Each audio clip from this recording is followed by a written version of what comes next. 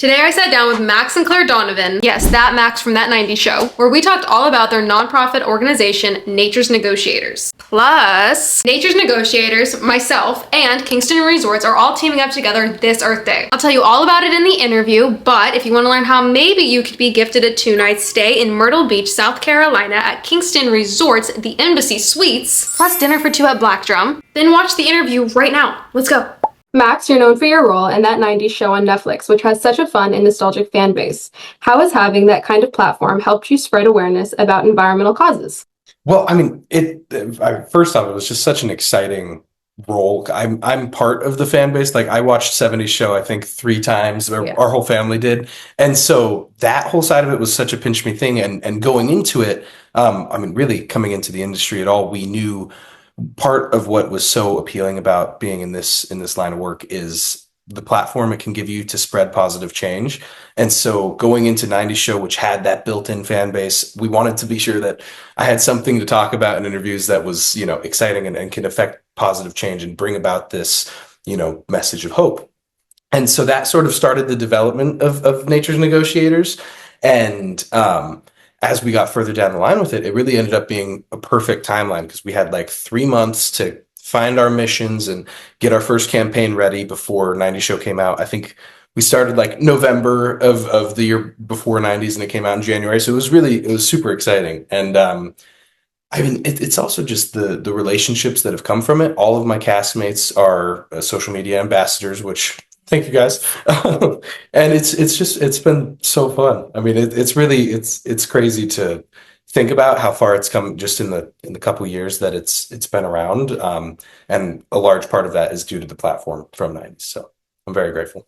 Do you have anything did I miss anything? No, it's been incredible to watch. Every time he gets it's a total family press thing, opportunity, we've just been really focused on trying to always tie something back to meaningful change. And the press outlets have been really wonderful about supporting that, which has been really so inspiring to see. Yeah. I mean, and then again, his cast members have been so great and honestly, overwhelmingly positive all around with this whole endeavor, which has been really cool. Yeah. That's awesome. And it's great that you guys get to do this together as well. Like, such an amazing, showing that, that family dynamic together. Clare and Max, you two have such a unique sibling dynamic. What's it like working together as siblings? Has that helped your mission or added any funny behind the scenes challenges? Love it. That's so on topic. Right. So we have always wanted to be a sibling team in the industry and just in our lives, obviously. We're very close, which is really lucky. As soon as he came along, I was like, she was actually the first person to hold me. Oh, yeah. I mean, I was like, before my mom, before anybody. So I think that truly did start. I was only 3 and I was like, he's mine. Like, that's my child. Built-in bestie. Yeah, it really worked out. So, but we've always, specifically with our careers, wanted to be a team. We just idolize the sibling teams we've seen. And the Afflecks, everybody. The Fanning sisters, incredible work. So, so that's always been a part of it. And then we're lucky because whenever I'm not at school, we live together. And so with the nonprofit, it's just been, it's so much easier to get anything accomplished when you have the support of someone who really understands everything that you're doing in your career, in your life. And obviously we have a very similar worldview and we understand each other's values and can support that with our nonprofit and its missions. So everything. Yeah, I think it removes a lot of obstacles, especially in the realm of when we're figuring out our campaigns, we all kind of come at it from the same point of view. And it does make it very exciting and not difficult, which is lucky. Yeah, and we're lucky too because part of our model for the nonprofit was that we didn't want to have any infrastructure or overhead costs. We want anything that comes our way to be funneled directly into the causes that we're supporting. It just made sense to have a 501c3 as the easiest channel for that. But because we're a family, and including our parents who are involved too, we there's never I don't want to do that. And we just all can put our whole being into whatever we're working on because we're all passionate about it. And so I think that's just, it's like he said, it's like built-in support and easier to work on things. And it's always been an arm of our sibling team dream to have this platform and hopefully bring about change. Isn't that the goal? Absolutely. And that's so beautiful that you guys get to do that together. I think when family gets to come together like that, it just brings good energy to whatever you're doing as well. So your whole project will feel the love that you guys have for each other into the project. and you too with your family. I'm so happy. Like all the ambassadors and people we have involved are also very focused on these same values, and it's inspiring to see and just be around and discuss with people. Absolutely. Yes. No, my mom and my dad very much the same way. We're all like crazy connected in our family. Probably a little too much, honestly. Like I think if a therapist looked in on us, they'd be like codependency. Same, but Yeah. I'm not worried about it. Exactly. You know, as long as it's good for you, it's good for everything, right? There you go. Snaps that. Can y'all share the mission of Nature's Negotiators and the specific environmental challenges you're trying to address? For sure. As I kind of mentioned earlier, like when we first developed it, we had, a couple specific ideas floating around, and those boiled down into our three main missions. The first of which is just to support other organizations and nonprofits, et cetera, that are already doing incredible work at the grassroots level. And so that's, sort of developed in the form of partnering with Jane Goodall Institute, who is sort of the golden example of that whole mission. Secondarily, we wanted to sponsor roundtables, which brought a bunch of disparate parties to a table to discuss given issues and find sustainable solutions. And finally, one that we're really excited to start working on as soon as we can is conservation easements, which for those who don't know are when you take a tract of land and you put it into something called a conservation easement, which protects the land indefinitely. It's held in trust, and it protects it from being developed, but it sort of fits with the rest of our missions because it not only provides an environmental benefit, but also an economic one for the landowner as they get a tax break for it. So it was sort of like those three things we can bring and hopefully get as many people involved as possible, and really start seeing some change at a local level that just builds up. Absolutely. And I'm so glad that you guys like explained like what that is, because I never even knew about that at all until y'all. And that's I think kind of how I got introduced to you guys with like years back. And I was like, wow, that's something I never knew about. And I really wish we had it like down here where I live now, because like I look around and like so much of it's getting developed and so much of the beauty and just the land itself is gone right now. So if y'all want to just hop on down here next, Yeah, I'm down. I'm there. No, we really are. We love when people bring things they're passionate about to us. We're really lucky because the model allows us to funnel our that's sort of our main mission. It's just into like various things. all of these incredible things that are already happening. We want to, uplift and help, any way we can. Yeah, and we've realized we sort of have a strength in an education piece and campaigning with our social media ambassadors, and so getting the word out, something that we have a skill set for. Yeah. So anytime people bring things to us, we're like, of course we want to look into it. We want to get involved in whatever we can because it's all so important. Really. It was definitely it's been really fun sort of seeing how everything's evolved from our first ideas and where we've been able to implement it, because honestly all three things have come up, the first two more than the conservation easements, but it's pretty exciting to know like, okay, what we identified we're able to actually implement in the first couple of years.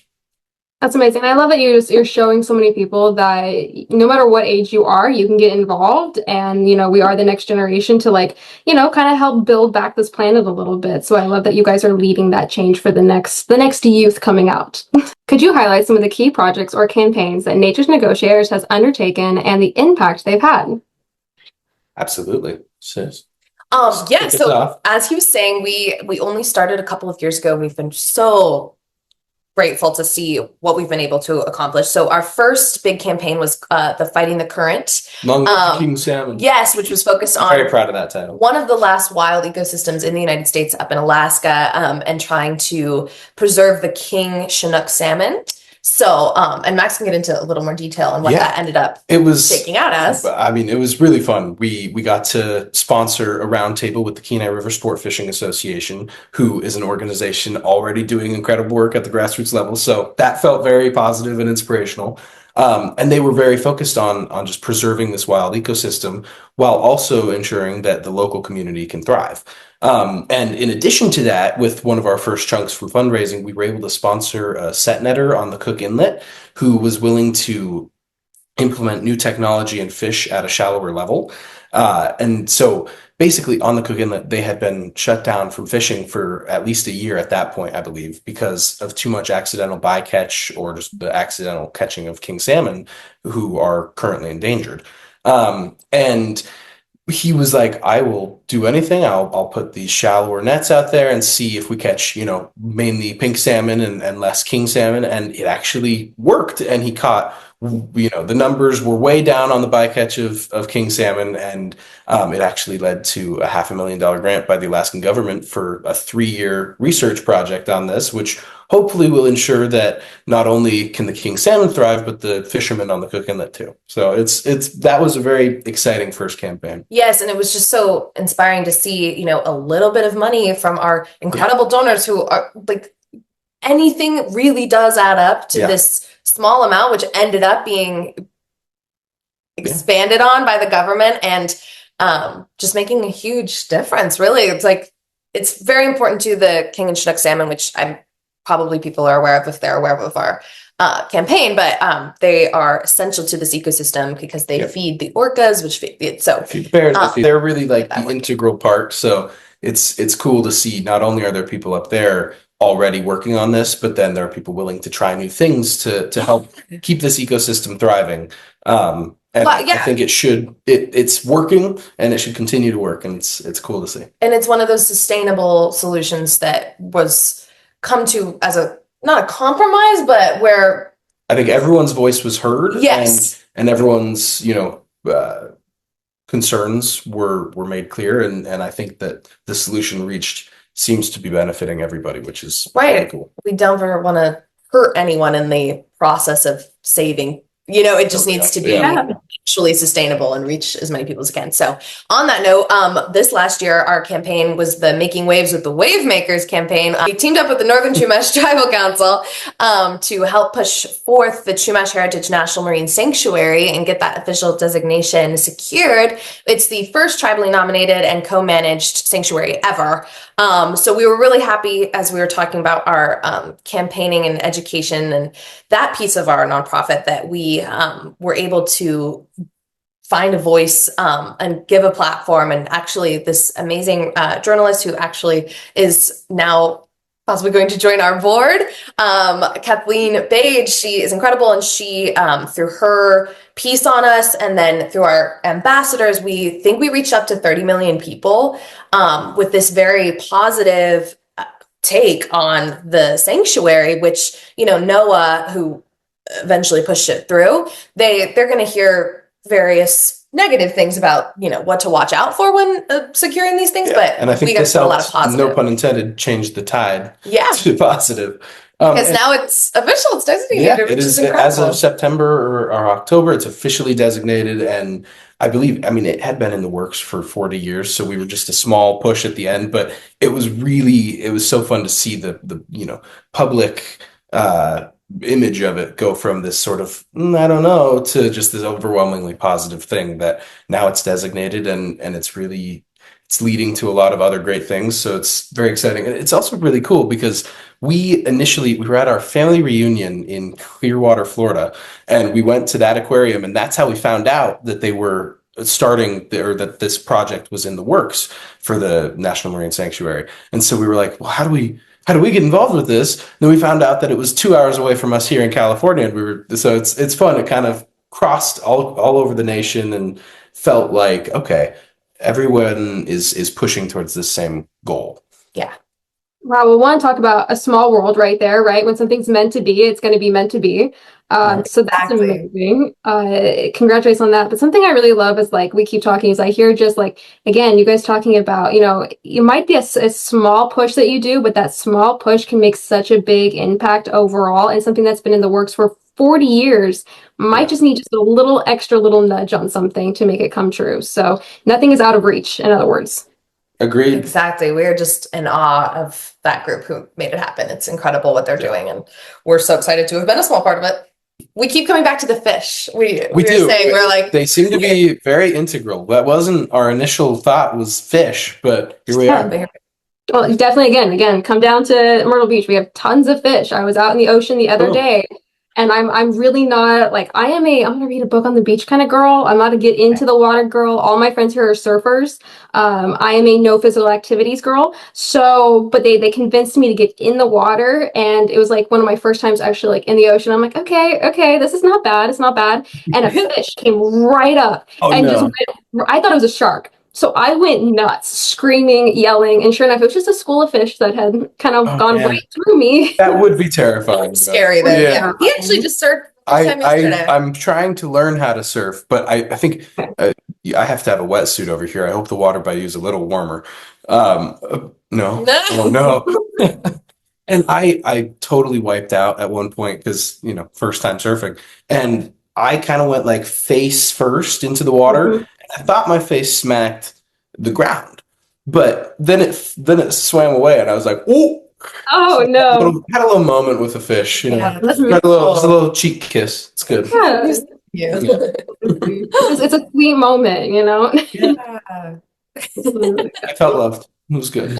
Did environmental advocacy play a big role in your lives growing up, or is it something that you both grew into as adults? I mean, yeah, well, I think we've mentioned it a little bit, but growing up, we moved around a bit too, and we spent a majority of our childhood in Colorado and just completely surrounded by nature. And our mom is an applied anthropologist slash archaeologist, so I think she really did kind of ingrain in us from a young age just this value of the natural world. And Through our mom as well as our grandfather, who is a fly fisherman. He's on the catch and release. Yeah, he's on the board of Trout Unlimited, which they promote sustainable fishing habits through catch and release. Yeah, and so between them and just all of our family, it's always been a huge part of our lives. And as we got into the film and TV industry, and we realized, like we said, like we want to be a sibling team and we want to have a platform for things we're passionate about that are, critical issues.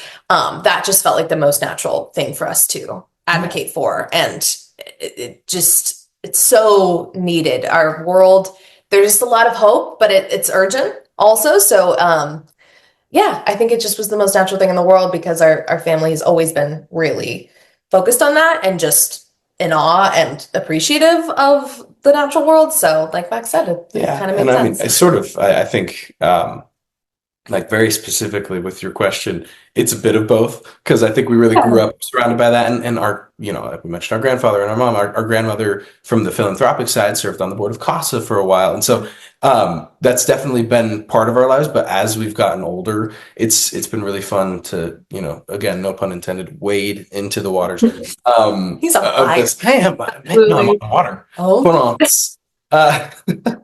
But it's been very inspirational to kind of see all of these other people who are actively involved in this too, and how we can kind of deepen that and flesh it out as we're growing up. So a bit of both. I think it's been there, and then it's gotten very specific as we've become adults. So Very nice. And I think you guys touched on something interesting too. Like, as you said, Claire, like there's a lot of hope, but it's urgent, and there's no better time than like the present. And there's, again, those little tiny things that you can do day to day that are going to do so much. But what you guys are doing, what your whole family, it sounds like, have done forever. I mean, all going back to your grandfather. Pretty cool, right? I'm a fan. That's so cool that it's like a whole family, passion of y'all's. Where do you hope Nature's Negotiators will be in 5 years? Is there a dream project you're working towards? I mean, it's kind of everything that we have going on right now. I'm excited to see where it is in 5 years. But I think specifically, we had mentioned the conservation easements, and I think it'd be really fun to see some of those implemented in the next 5 years. We're currently working with the Northern Chumash Tribal Council on, again, another one of their projects that's been in the works for a long time, but they are working towards being able to have a trust that can hold these conservation easements. And one tract of land that they're very focused on right now is in a similar area to the sanctuary, but it protects the steelhead trout. So coming back to fish, it's always good. Yeah. But then in Colorado, in our hometown, there's a ton of land there that really supports the mountain lions and the elk population. And it's exciting to see because all of the local fishermen and hunters, as well as conservation groups, all want to preserve that land for various reasons, but does the same thing. So hopefully we can see some of those implemented. Yeah, and we're particularly interested in making sure they're indigenously held conservation easements and land trusts. So like you said, we're focused on that and teaming up with the Northern Chumash Tribal Council once again. We also have an opportunity to have a shared banner with the Jane Goodall Institute, who we've worked with and are obsessed with. I mean, she's a hero. We'd want to continue to be involved with them and their sort of grassroots message of hope. And then sort of on the industry side, we're really interested in working to find sustainable practices and making that the norm on film sets and in production versus just an exception. There's a lot of amazing things being proposed. So we'd love to, maybe host another roundtable and streamline that in our own industry. Yeah, and specifically, I was very excited working on The Better Sister because they were a very sustainable set. Everything, I think they eliminated all plastics at a point, and so everything was extraordinarily recyclable, whatever the word is. Yeah. And we were hearing how Disney World is they grow all of their own food. Yeah. My mom and I did, last year we did a trip to Epcot, and we went through that ride, and they were like, we grow all of our own food here and everything is very sustainable. And I was like, it's a carbon neutral huge corporation doing this. It's so exciting. Yeah, so we want to get involved in that, and then to sort of marry our education skill set with some more extreme fundraising, because as we've said, we've been so lucky to have the funds that we have had, but to help out with these bigger purchases of land, we'd have to kind of expand upon that. So we want to work on doing that. So part of that could be we've teamed up with this great group trying to get a podcast pushed through that's aimed at children, sort of Gen like Z, to Gen A, inspiring Gen A, and sending along this message of hope to the youngest of us. Yeah, and which is exciting. Little snippets of educational pieces that hopefully would also help us fundraise. And then we are doing this summer little web series that actually is not super focused on anything particularly environmental, but the point of it is 10% of the profits will go directly to Nature's Negotiators. So, and we're having a bunch of our social media ambassadors involved as actors. That same thing. Exactly. Yeah. That's a model. So, but in 5 years, we just hope to keep on these tracks and hopefully have some more things under our belt and keep spreading that hope and sustainable, realistic ways that everyone can achieve that with us. Yep. You've both been leading voices for protecting the planet through Nature's Negotiators, and now for Earth Day, we're teaming up with Kingston Resorts to launch something really exciting. Can you share what Earth in Action is all about and how people can take part in making a real difference, and maybe even be recognized with a special experience gifted by Kingston Resorts here in Myrtle Beach, South Carolina? I'm so excited. We are so pumped to be teaming up with you and this incredible organization.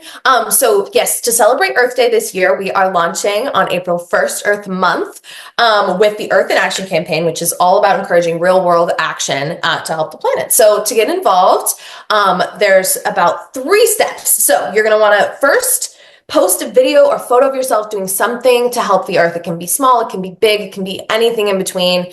And then you're going to tag us at Nature's Negotiators, the lovely at Haley Grace McCormick, and at Kingston Resorts, and also follow these accounts so we can see that you come through. And then on Earth Day, as part of this celebration, Kingston Resorts is incredible, and we'll be recognizing one participant by gifting them a 2-night stay at Embassy Suites by Hilton Myrtle Beach Oceanfront Resort. Hello. And dinner for 2 at Black Chum. So what an incredible gift. We'll also be throwing in a couple tote bags and magnets for the participant who's recognized. But yeah, there's lots to be done to get yourself involved. But we're so excited to see what you come up with. Yeah. Can't wait. What are some examples of simple but meaningful actions people can do right now to get involved with Earth in Action?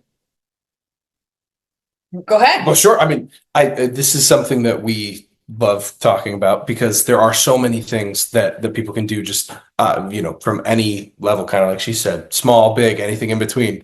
One thing that we have been very focused on, like living near the beach, is reef safe and just like ocean safe sunscreens. Yep. So you can just switch your sunscreen over to these different types. And I think we have, yes, we posted on our slide somewhere that we posted. Yes. Eco-friendly sunscreens is a great one. The reef safe is so important. because it takes so long for coral reefs to grow back. It So does. definitely have to protect them at every stage that we can. And it's pretty incredible. When we were out in Hawaii with one of my castmates who's from there a couple years ago, and he took us snorkeling.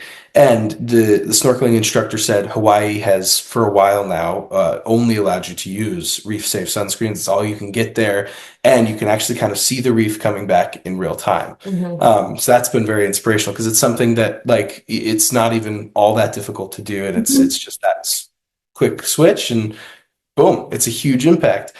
Same honestly goes for recycling. Like I had no idea. It's just something that I've always been like, I'll throw my can in the recycling. And thankfully that's actually making a big impact, which is exciting. It is. I know you have one that I was excited about. You can take a photo, take a video of yourself doing any of these things, reef safe sunscreen, recycling, buying sustainable products. There's this wonderful app, Palm Oil Scan, which I've shared on our Instagram as well, but that app will tell you when something is made with sustainable palm oil versus not sustainable palm oil. So that helps with combating deforestation. You can thrift clothes, go secondhand, take a video of yourself. You can donate to an organization like us, I don't know, maybe us, or anywhere, plant a tree. One thing, it can really make a huge impact if you eat you don't eat meat one day a week. Just one day a week. So you don't even have to go fully vegetarian or vegan, but if you skip meat one day a week, which right now I know it's Lent, so for a lot of people that's kind of already built in, which is exciting. Yeah, definitely. That makes a huge difference. Saves so much water, eating plant-based. Also, the Kingston Resorts are doing a beach cleanup. So some of you may already be planning to attend that or a different beach cleanup and video that to get involved. We also think electric cars are a great way if you have to drive. Otherwise, walk, bike, use public transport as much as you can. And I mean, anything helps. So whatever you can think of that's good for the environment, just getting out and being part of nature. And I think really just having that understanding that each little thing really does make an impact. It adds up. And as an individual person can make a huge, impact in a positive way. Absolutely. Absolutely. And I will be at the Kingston Beach cleanup, so I'm very excited for that. To see all of that come to life over there. And then you touched on a bunch of amazing ones actually right there. Yeah, sorry. That was great. It's exactly like just do them all, everyone. I'm like taking notes over here, but the sunscreen one, not something I had thought about, honestly. So I'm really happy to hear you guys bring that up, especially being down here in Myrtle Beach. We're a beach, So that's something I love that. And I'll make sure I'm gonna tell my friends about that one. School of fish will love it. Big fans. Exactly. Yes. When they swim past me again, they're gonna be like, "Thank you. You caught on." Exactly. They're gonna high five you or high fin. High fin me. Yeah. Exactly. Yeah. It sounds a little bit more threatening. High fin. Yeah. It's okay. For you. But no, and also the thrifting, Claire, you brought up probably my favorite one is to go buy something for that's right there. You're talking about language shopping. So thrifting is definitely right up there for me. Exactly. It's such a good one. It's so fun, but it's also thrifting with a friend in New York. Oh my gosh. Oh, fun. For the specific reef safe sunscreen, but I can't find it right now. But we'll repost again to be sure that I know one way to do it. There are a bunch of brands that are from Hawaii and a bunch of brands that are from Australia, which are two places that really promote that. Yeah. So those are kind of easy ones that you can generally assume they're pretty reef safe. Definitely. Awesome. And I'm going to clip some. We're going to put them right on the screen right now. So if anyone wants to, fantastic. Any of them, they're going to be right there. So yeah, get involved. And also there's lots of great organizations that have like petitions that people can sign. If you aren't able to donate or you aren't able to get out for a day, like you can make your voice heard at the local or governmental level. Yeah. So there's so much to be done. Another thing you could do to get involved is if you happen to be in or around Los Angeles, California, LA Climate Week is coming up from April 6th to 13th. And there are over 100 different events that are climate focused and environmentally focused. And it ranges from anything, from nature hikes to very in-depth panels on technology. So there's something for everyone, whether you just are interested in getting out and taking a hike or whether you want to be really educated on these intensive scientific advances in the field. And honestly, there's something for everyone to get involved. Even if you're not currently in LA, a bunch of it's going to be on Zoom, I know. And it also it feels inspirational. Like this is something that's happening here in New York and San Francisco. And I think it can happen anywhere that people want it to. So You should start something in your own put the town. building blocks there. Absolutely. So we'll be posting about that this month too. Yep. What do you hope this campaign inspires in people, especially younger folks watching you two lead the charge? I mean, I think really the main message that we always want to try to get across, especially to young people, is just this: there's so much hope and so much can be done by each individual person. And I think that's really, when we were getting into this, it can feel very overwhelming as a whole, as a large topic. You see all these negative things about everything all the time. And it's just sort of from this small level, things that build up and become so much bigger than you can even imagine. Like, it was really inspirational, our first campaign, because it was something that started off small and now it's snowballed into this much larger thing. And I think that's what's cool about this sort of thing, is it's something that's happening on a level that is graspable and understandable. And yet it's making a massive impact, because like this Earth Month is going to make a massive impact, and it's so exciting. And I think it's a good thing to just, have in your mind as a kid, as a young adult, as an adult, like whichever, just knowing that like these actions you're taking do have a positive impact. Understanding your power and the hope that there is to be had. Mm-hmm.